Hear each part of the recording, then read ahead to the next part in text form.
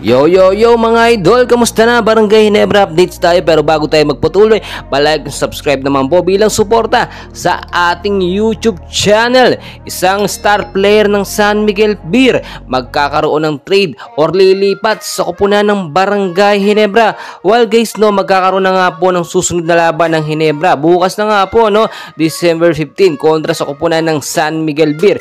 Pero bigla pong lumutang at lumabas sa mga updates na ito at balita at usap-usapan din na isa nga pong star player ng San Miguel Beer ang lilipat sa Barangay Ginebra. Wala po tayong ibang tinutukoy dito kundi itong si CJ Perez.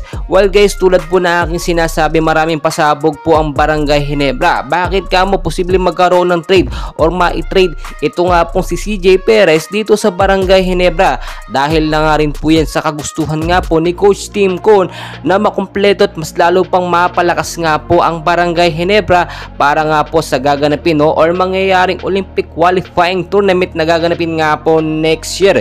Kung matatandaan po ninyo, humina ngayon ang performance ng Barangay Ginebra dahil nga po sa mga bagong player ng Ginebra at yung ibang mga star player naman ay na-injured tulad na lang po ni Scotty Thompson. Ito naman po si Tony Bishop na import ng Barangay Ginebra, hindi naman impressive at hindi naman din matapatan ang magandang performance nga po ni Justin Brownlee. So ang mangyayari po dito, no choice ito si Coach Tim Cone kundi kumuha ng magagaling na player sa iba't ibang mga team. Una na nga po dyan, ito nga sa San Miguel Beer na si CJ Perez. Well guys, nasaksihan naman natin at alam natin ang mga laruan nga po ni CJ Perez. Alam niya ni Coach Tim Cone, siya kasi ang naging coach ni CJ Perez dati sa Gilas, Pilipinas na lumahok nga sa Asian Games at so far so good.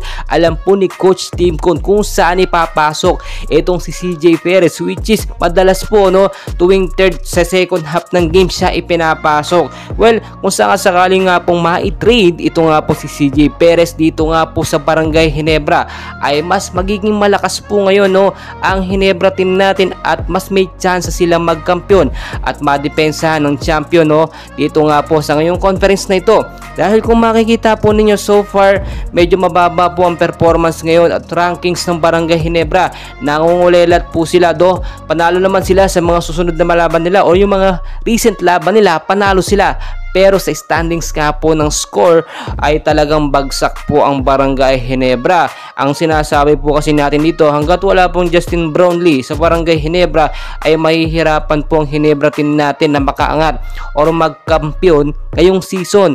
At inaasahan din po natin next year pa makakapaglaro itong si Justin Noype Brownlee. So wala pong no choice or wala talagang choice itong si Coach Tim Cone kundi kumuha ng ibang player galing po sa iba't ibang malalakas na team. And well guys, marami pa tayong kaganapan, patuloy ko kayong i-update. And please, wag niyo pong kalimutan mag-like and subscribe para update kayo sa ating mga Barangay Ginebra updates. Maraming salamat.